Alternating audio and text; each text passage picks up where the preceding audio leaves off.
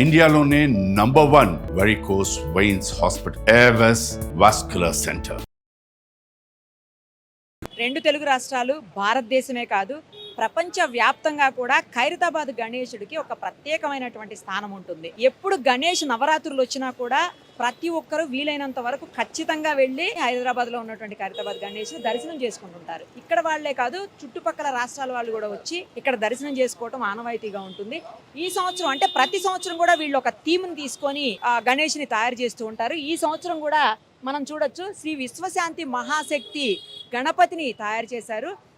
దాంతోపాటు ఏంటంటే ఎప్పుడు ప్రతి ఏడాది కూడా స్వామివారికి ఇరువైపులా ఏదో ఒక థీమ్ తీసుకుంటారు. అప్పుడు కూడా ఈసారి ఒకవైపుకి కన్యకాపరమేశ్వరి అమ్మవారిని, ఇంకోవైపు గజ్జల అమ్మవారిని ఇద్దరిని తీసుకుని పెట్టారు. మొత్తం దీనికి సంబంధించినటువంటి డీటెయిల్స్ అన్నీ కూడా నిర్వాహకులను అడిగి తెలుసుకుందాం. రాజకుమార్ అని చెప్పేసి ఆయన నిర్వాహకులు, ఆయన అడిగి తెలుసుకుందాం. అలాగే ₹1,00,00,000 దగ్గర ఖర్చు అవుతుందని అంటున్నారు ఈ సంవత్సరం. నెక్స్ట్ 60 నుంచి 70 అడుగుల మధ్యలో సుమారుగా 68, 69 అడుగులు ఎత్తైనటువంటి విగ్రహం. ఇంత ఎత్తైన విగ్రహం ఎక్కడా కూడా ఉండదు అసలు, కేవలం ఖైరతాబాద్కు మాత్రమే అది స్పెషల్.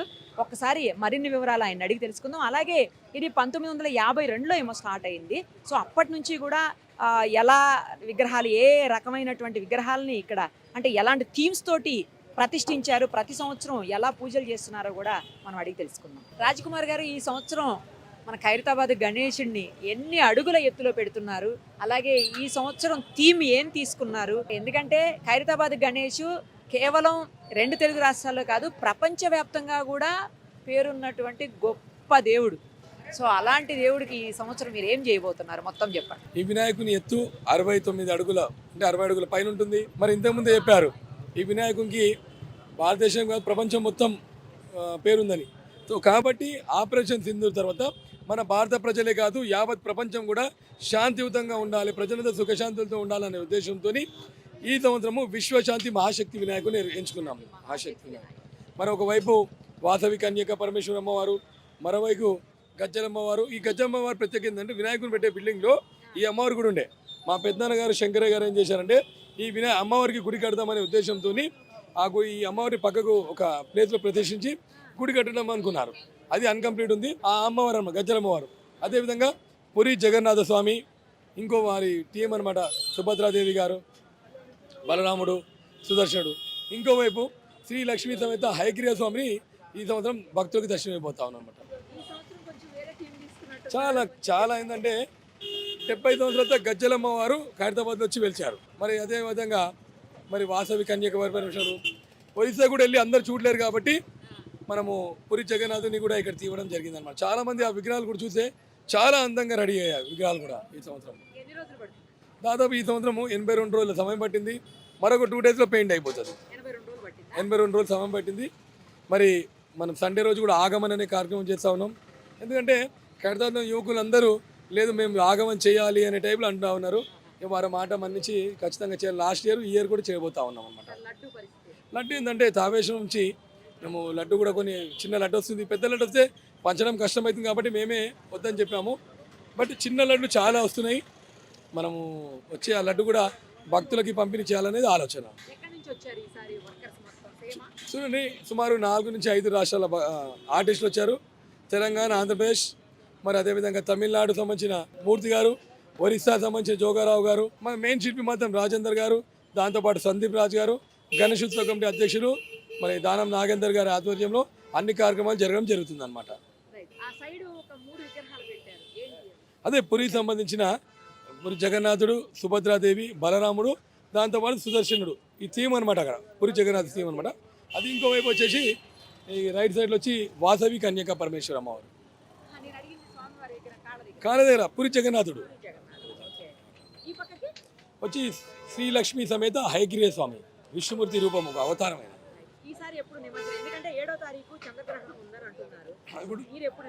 మేము 6వ తేదీ 11వ రోజు వస్తుంది, మనది 6వ తేదీ అవుతుంది. చాలా మంది ప్రజలు చాలా కన్ఫ్యూజ్లు ఉన్నారు. 7వ తేదీ చంద్రగ్రహణం వేసింది, ముందు రోజు నిమజ్జనం చేయొచ్చా లేదని. 7వ తేదీ 12:30 గ్రహణం అనేది దాని ఎఫెక్ట్ అని ఉంటుంది.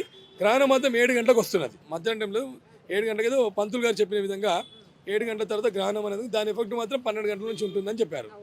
బట్ మనమైతే నిమజ్జనం చేసుకోవచ్చు, ఎటువంటి ఇబ్బంది అనేది లేదు. ఏ టైం చేస్తున్నారు? మేము మధ్యాహ్నం 6వ తేదీ 1 గంట లోపల మేము నిమజ్జనం చేస్తాం, 1 గంటలోపు అయిపోతుంది. అయిపోతుంది. ప్రతి సంవత్సరం లేట్ అవుతూనే ఉంటుంది మనం అనుకున్న టైం కంటే, ఎందుకంటే ఎక్కువ మంది భక్తులు రావటం వల్ల చాలా టైం పడుతూ ఉంటుంది ప్రతిసారి కూడా. ఈసారి ఏంటి పరిస్థితి? లేదు, ఎందుకంటే మనం ఇంతకుముందు ఎట్లుంటుండే అంటే మన వినాయక చవితి నెక్స్ట్ డే మనం వినాయకుని వేస్తుంది, కానీ ఒక 5-6 సంవత్సరాల నుంచి 1 to 2 మధ్యలో మనం వినాయకుని నిమజ్జనం చేస్తూ ఉన్నాం అనమాట. ఎందుకంటే ఈ వినాయకుని అందరూ ఒక పర్టికులర్ టైంలో చూస్తూ ఉన్నారు. ఇంతకుముందు ఎట్లుంటే నిమజ్జనం ఎప్పుడైతే తెలియదు, ఏ పరిస్థితి ఉంది, కానీ ఇప్పుడు మాత్రము ఖచ్చితంగా మధ్యాహ్నం 1 గంటల లోపల నిమజ్జనం చేయాలనేది ఒక ఆలోచన. ఈసారి ఎంత ఖర్చు అయింది? ఇప్పుడు ₹1 కోటి పైన ఖర్చు అయింది, ఇంకా ఉన్నది ఖర్చు గిట్ట ఉన్నది. దీనిలో 70% అనేది ఆర్టిస్టుల కాస్ట్ వెళ్తుంది. చాలా నిపుణమైనటువంటి కాస్ట్, వాళ్ళు ఒక్కరోజు పనిచేస్తే 2 రోజులు పరిచయం కాస్ట్ అవుతుంది అనమాట. మేము వెల్డర్లకు 20 లక్షల రూపాయలు దాకా ఇచ్చాము వెల్డర్లకు. మళ్ళీ తమిళనాడు వాళ్ళకు 15 లక్షలు అవుతుంది, కార్పెంటర్లకు 15 లక్షలు అవుతుంది. వాళ్ళదే మాకు కాస్టింగ్ అనేది పెరుగుతూ ఉందన్నమాట. స్టీల్కి ఒక 20 లక్షల దాకా అయింది. మేజర్గా ఏంటంటే ఈ ₹1 కూడా 80% వీళ్ళకి వెళ్ళిపోతుంది. ఇప్పుడు మనం ఏంటంటే గణేషుని ఎక్కడ కాంప్రమైజ్ కాము. నార్మల్లీ మా నాన్నగారు చేసినప్పుడు ఏంటంటే వినాయకుని పెట్టాడు, వినాయకుని 2 విగ్రహాలు పక్కగా యాడ్ చేశాడు, దాని తర్వాత 2 విగ్రహాలు యాడ్ చేశాడు. ఆయన ఏంటంటే ఆలోచన వినాయకుడు సుందరంగా కనిపించాలి. ఇంకో విషయం ఏంటంటే ఇది ఏదో లీడరు పొలిటికల్ ఏం లేనే లేదు. ఇక్కడ వచ్చే భక్తులు ఇచ్చే కట్న కానుకల వల్లే ఇంత సుందరమైన విగ్రహాలు అవుతున్నాయి. దాని తగ్గట్టు వినాయకుడు దానికి ఎప్పుడు ఇబ్బంది పెట్టాడు, దాని తగ్గట్టు అమౌంట్ కూడా వచ్చేస్తూనే ఉంటుంది, చూసుకుంటాడు ఆయన. ఏ సంవత్సరంలో స్టార్ట్ చేశారు? ఇప్పుడు వరుసగా ఇయర్ అడుగు పెంచుకుంటూ వచ్చారు కదా, మధ్యలో తగ్గించారు కదండి? లేదండి, కంటిన్యూ పెరుగుతుంది. 1954లో మొదలుపెట్టిన వినాయకుడు 2014లో 60 అడుగులైంది. వినాయకుడిని షష్ఠి పూర్తి చేసినప్పుడు ఎత్తు తగ్గిస్తామని చెప్పాము, ఎందుకంటే ఎత్తు పెంచితే వెడల్పు పెంచాలి.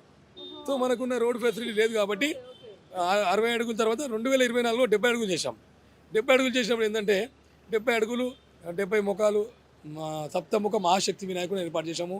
రాహు కేతువు, శివపార్వతుల కళ్యాణము, శ్రీనివాస కళ్యాణము, బాలరాముని లాస్ట్ ఏర్పాటు చేశాం. మరి ఈ సంవత్సరం ఏంటంటే ప్రజలందరూ ప్రపంచ ప్రజలందరూ శాంతియుతంగా ఉండాలనే ఉద్దేశంతో మనం ఈ థీమ్ అనేది తీసుకోవడం జరిగింది. అంటే మనం తీసుకునే డిజైన్ అంత సెట్ అవుతుంది అనమాట, తగ్గించడం అనేది కాదు, కానీ తీసుకునే డిజైన్. అందుకే నేను అన్నాను సుమారు 60 అడుగుల పైన ఉంటుంది అని చెప్పాను అనమాట. 69 కానీ 69 అవుతుంది, మొత్తానికి అయితే 69 అడుగులు అవుతుంది అనమాట.